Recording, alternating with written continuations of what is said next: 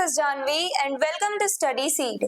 आज हम class 10th geography chapter 1 का टॉपिक 11 पढ़ेंगे, दैट इज ब्लैक सॉइल।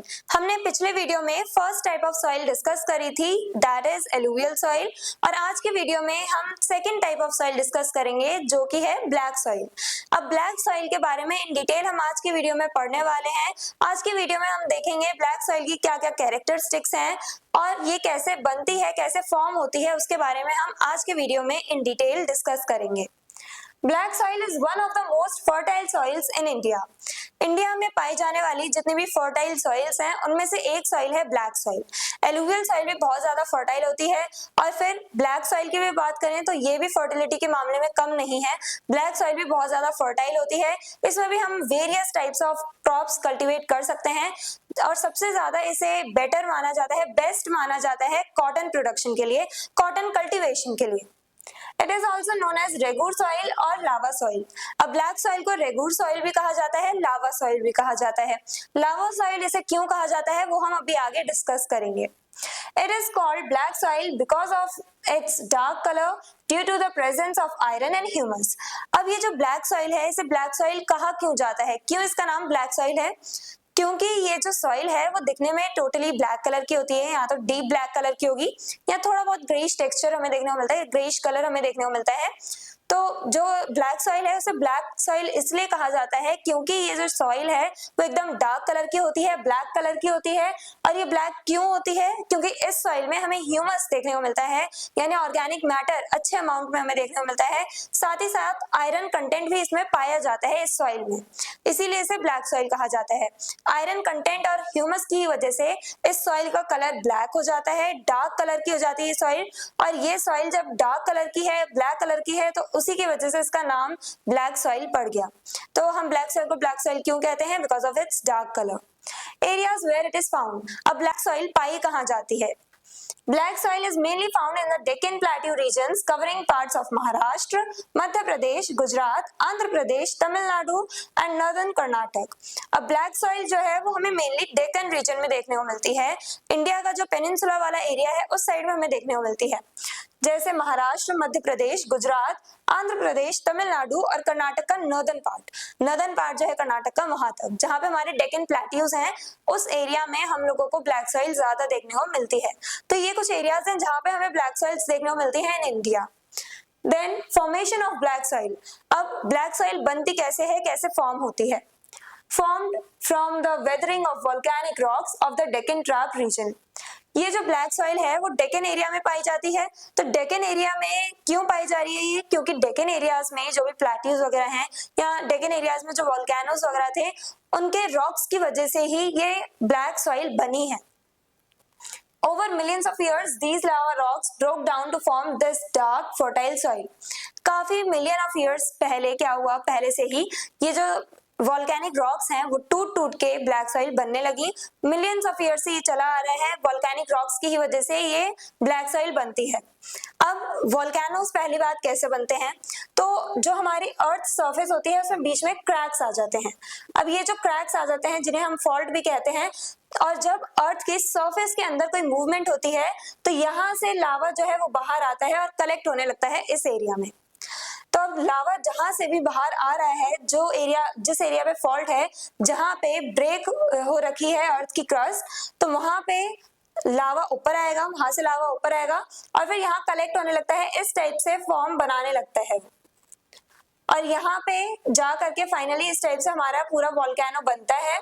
और वॉल्केनो जो है, जो यहाँ पे लावा निकल रहा है, लावा कलेक्ट होने लगता है और ठंडा होने लगता है, कूल डाउन होने लगेगा, तो उसी की वजह से हमारी वॉल्केनोज बनते हैं। अब वॉल्केनोज जो हमारे बन रहे हैं तो इन वॉल्केनोज के ही ये जो रॉक्स होते हैं, जो वॉल्केनो बन रही हैं, लावा जो जम गया है वही पत्थर बन रहा है, तो इन्हीं पत्थरों को कहा जाएगा वॉल्केनिक रॉक्स। अब ये जो वॉल्केनिक रॉक्स हैं जब वो टूटती हैं तब जाके बनती है ब्लैक सॉइल।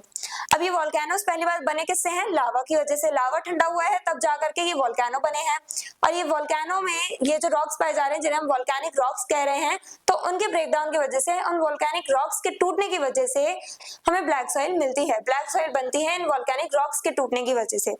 अब इनडायरेक्टली हम कह सकते हैं वोल्केनिक रॉक्स पहली बात बनी किससे, लावा से। तो इनडायरेक्टली जो हमारी ब्लैक सॉइल है वो किससे बनी हुई है, लावा से बनी हुई है। लावा की बनी हुई जो रॉक्स है, लावा ठंडा हो गया है तब जाके जो रॉक्स बनी है, जो वोल्केनोज बने हैं, उन वोल्केनिक रॉक्स की ही वजह से ये ब्लैक सॉइल बनी है।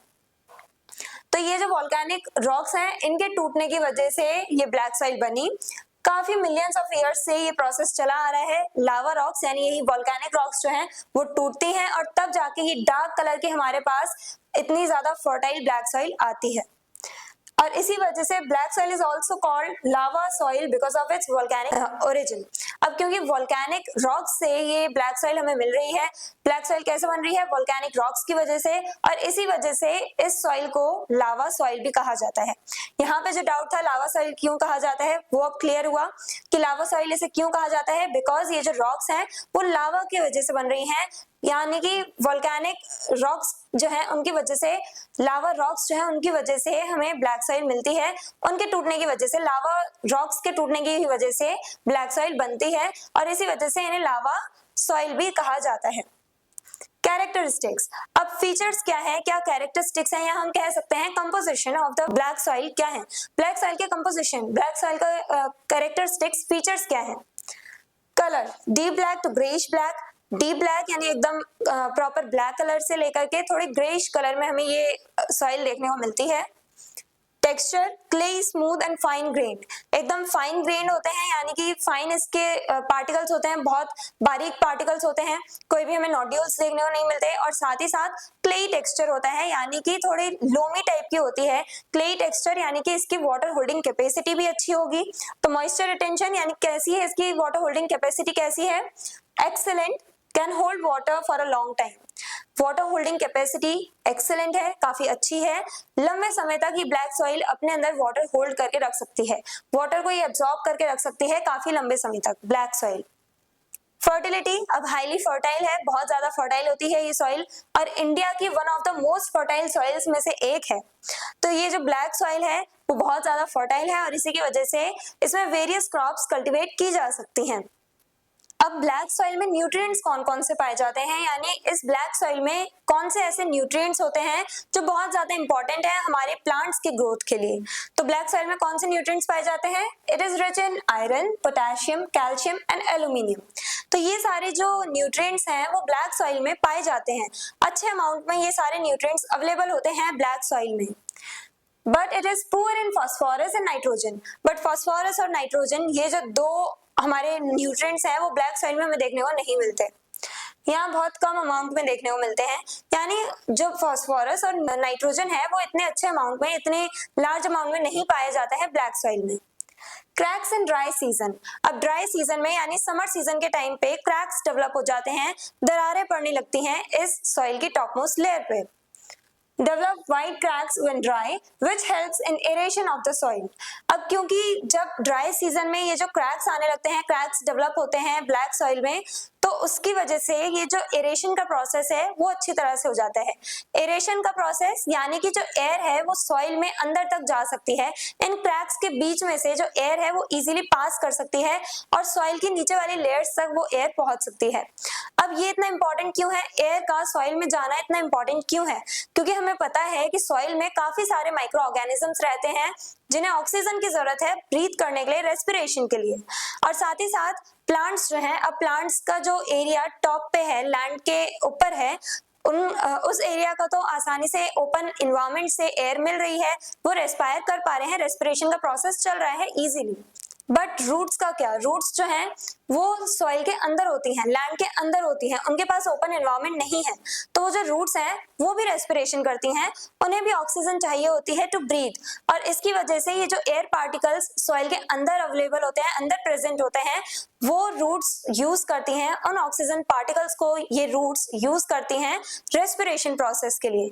इसीलिए जो एयर है वो बहुत ज्यादा इंपॉर्टेंट है, सॉइल में एयर कंटेंट होना बहुत ज्यादा इंपॉर्टेंट है, जिससे कि माइक्रो ऑर्गेनिजम्स ब्रीथ कर सकें, साथ ही साथ जो रूट्स हैं उन्हें भी ऑक्सीजन मिल सके, वो भी रेस्पिरेशन कर सकें। तो इसके लिए जो एयर है उसका होना जरूरी है। अब क्योंकि क्रैक्स डेवलप हो रहे हैं ब्लैक सॉइल में, तो इसकी वजह से जो एयर है वो ब्लैक सॉइल के अंदर तक, नीचे वाली जो लेयर है वहां तक पहुंच सकती है और एयर फिल हो जाती है उस पूरे सॉइल में। तो एरेशन का प्रोसेस होता है जो काफी अच्छा है। Crops grown in black soil. अब ब्लैक सॉइल में कौन कौन सी क्रॉप्स ग्रो की जाती हैं? Black soil is famous for cotton cultivation but many other crops also grown well in it. तो ब्लैक सॉइल जो है उसे जाना जाता है कॉटन प्रोडक्शन के लिए, कॉटन कल्टीवेशन के लिए। तो ब्लैक सॉइल में सबसे ज्यादा कौन सी क्रॉप अच्छे से ग्रो कर पाती है? कॉटन। कॉटन के अब ज्यादा से ज्यादा हम कॉटन कल्टीवेट करते हैं ब्लैक सॉइल में, और इसी की वजह से ब्लैक सॉइल को हम ब्लैक कॉटन सॉइल के नाम से भी जानते हैं। लेकिन ऐसा नहीं है कि सिर्फ हम कॉटन ही ग्रो कर सकते हैं, हम और भी बहुत सारी क्रॉप्स ग्रो कर सकते हैं ब्लैक सॉइल में। ब्लैक सॉइल में इतने सारे न्यूट्रिएंट्स हैं जो हमारे बाकी दूसरे भी क्रॉप्स के लिए बेनिफिशियल हो सकते हैं। हम दूसरे क्रॉप्स भी कल्टीवेट कर सकते हैं ब्लैक सॉइल में, जैसे कि वीट, जवार, castor seeds, sunflower seeds, sunflower जो है ये सब भी हम कर सकते हैं कल्टीवेट ब्लैक सॉइल में।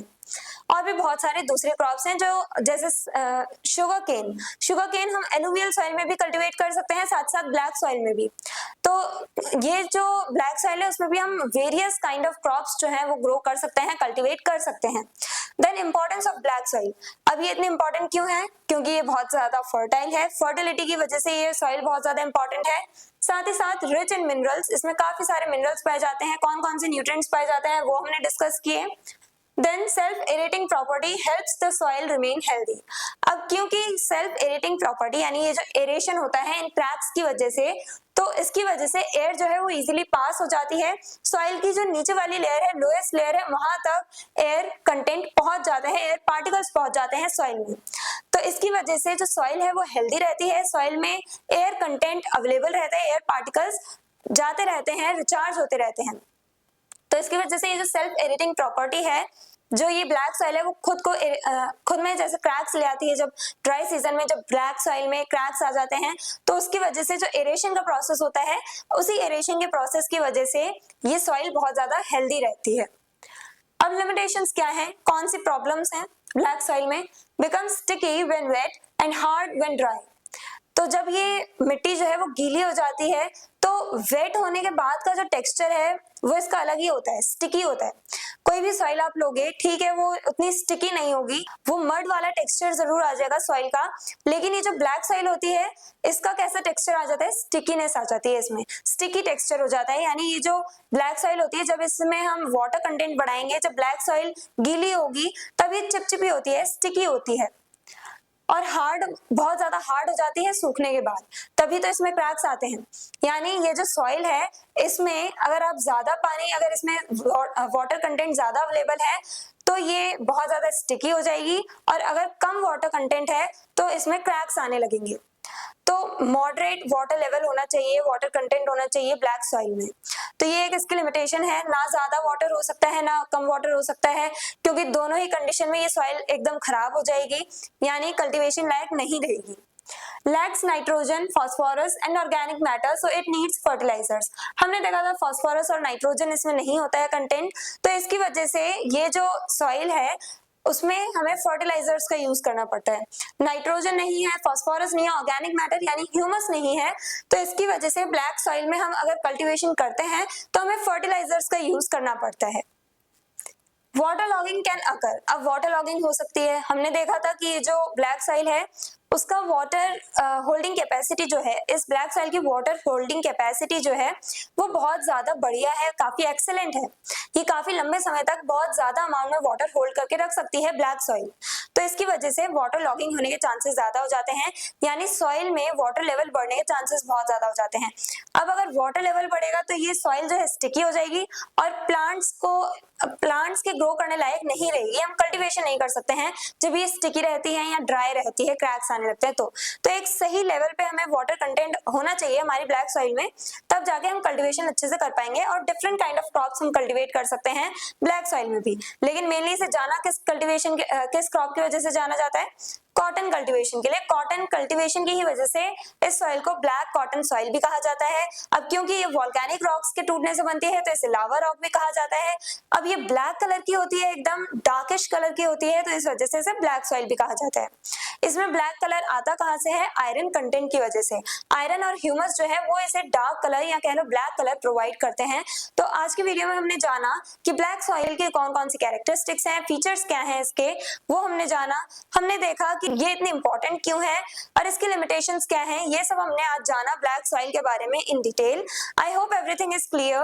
और अगर आपको इस चैप्टर के डिटेल नोट्स चाहिए तो हमारी वेबसाइट studyseed.net पर विजिट करें, लिंक डिस्क्रिप्शन बॉक्स में दिया गया है। मिलते हैं नेक्स्ट वीडियो में नेक्स्ट टॉपिक के साथ। Stay curious, stay consistent. Thank you very much.